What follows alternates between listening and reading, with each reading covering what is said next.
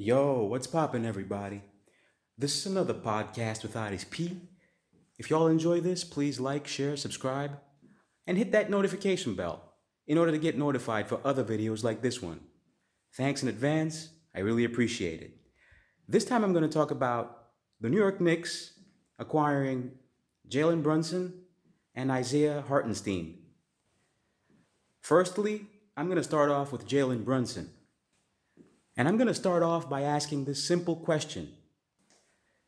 Is Jalen Brunson the type of player, the type of point guard that will make the New York Knicks a title contender on his own? The answer is no. Absolutely not. Is Jalen Brunson a good player? Yes, he is. He definitely is. He actually spent his whole career in the Dallas Mavericks. And before that, he was playing for Stevenson, a high school in Illinois. He played there as a junior, of course. Then he went to college at Villanova from 2015 to 2018. Then he was drafted in 2018, a second rounder. And he was the 33rd pick overall. And right now, in 2022, he's finally leaving the Dallas Mavericks for the New York Knicks. And actually, the New York Knicks recently acquired his dad in the coaching staff. So yeah, that's a little weird. I find it a little unprofessional. Well, maybe they're planning on bringing his mom as well. Maybe a few siblings or something. I don't know. This is not what I think that will help the New York Knicks in the future. I don't think that, the Knicks are getting a title. Unfortunately, I'm pessimistic about it. Yes, I hope and pray they do, but I don't see it coming anytime soon. Because when there's Kevin Durant available, for a trade, and you just ignore him completely, and you ignore any other superstar, maybe a superstar like Zach LaVine. You just ignore them, and you focus on players that Tom Thibodeau prefers or knows or whatever. Because, of course, we all know that he's kind of like a godfather when it comes to Brunson. Well, I don't know. I don't know if this is good for the team, if he's going to be an asset. Is he better than the previous point guards? Yes, he is.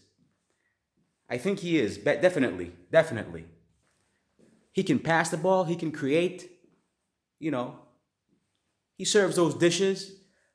He can shoot as well. But let's not forget that he had a great season last season thanks to Luka Doncic. Of course, all the opponents are going to focus on Luka Doncic. He's a superstar. So they play defense on him. And of course, they neglect Jalen Brunson.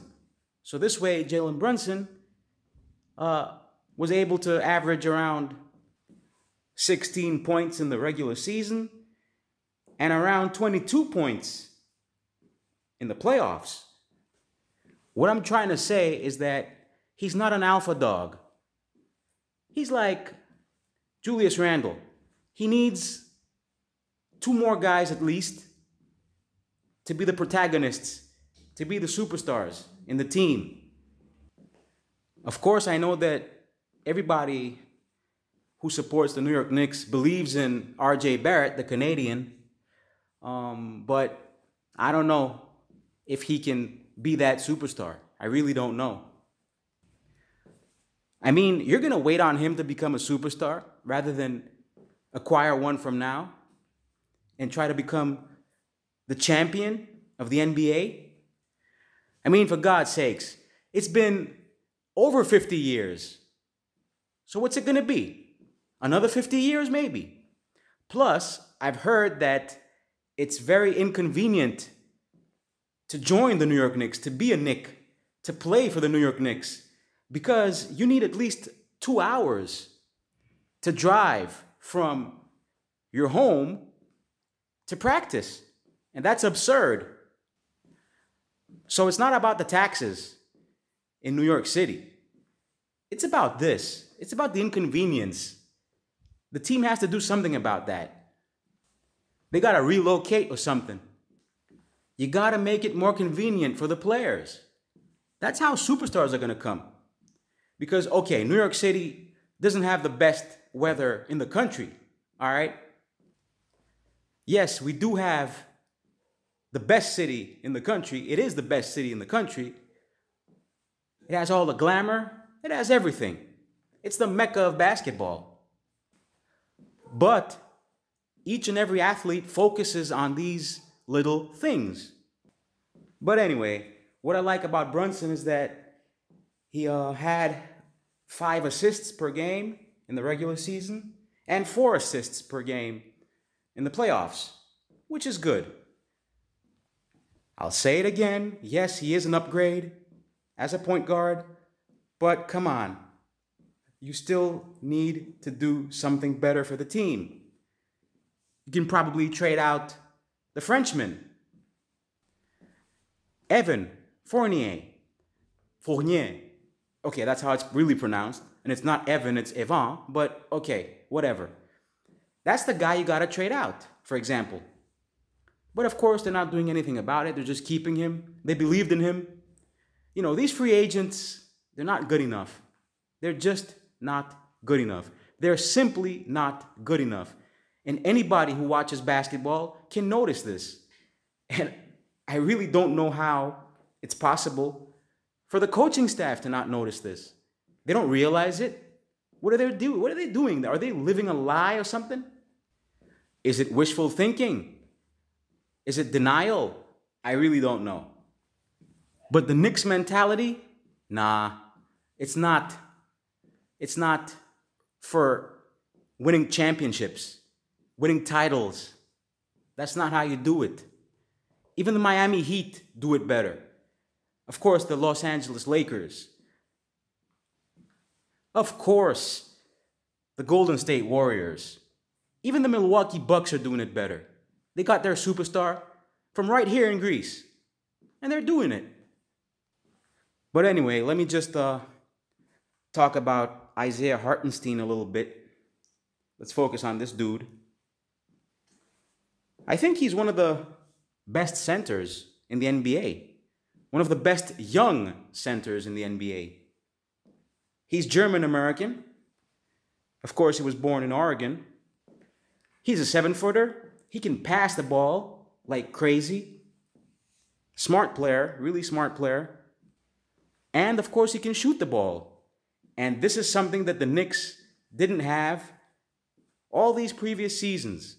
They didn't have a big man that can shoot 3-pointers or even from mid-range. This guy played for Artland Dragons back in 2015. Then in 2016, he played for Žalgiris Kaunas in Lithuania. Then in 2017, he played for the Rio Grande Valley Vipers. Then in 2018, he played for the Houston Rockets. Then he stayed there for 2 years, 2 seasons.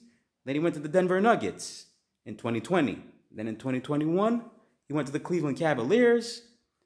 And then he went to the Los Angeles Clippers up until today, 2022. And now he joined the Knicks. And of course, he's going to be the backup plan behind Mitchell Robinson, who was renewed for another 4 years. That's pretty interesting. Let's see what he can offer. Because they had high expectations from Robinson, but until now, he hasn't done much because he's been injured. He's very, very injury prone. That's why I think nobody was interested in acquiring him as a free agent. So he was just left behind, and the Knicks renewed him easily. So yeah, that's a wrap. That's all I had to say about these 2 players. Let's see what they can offer the team as assets.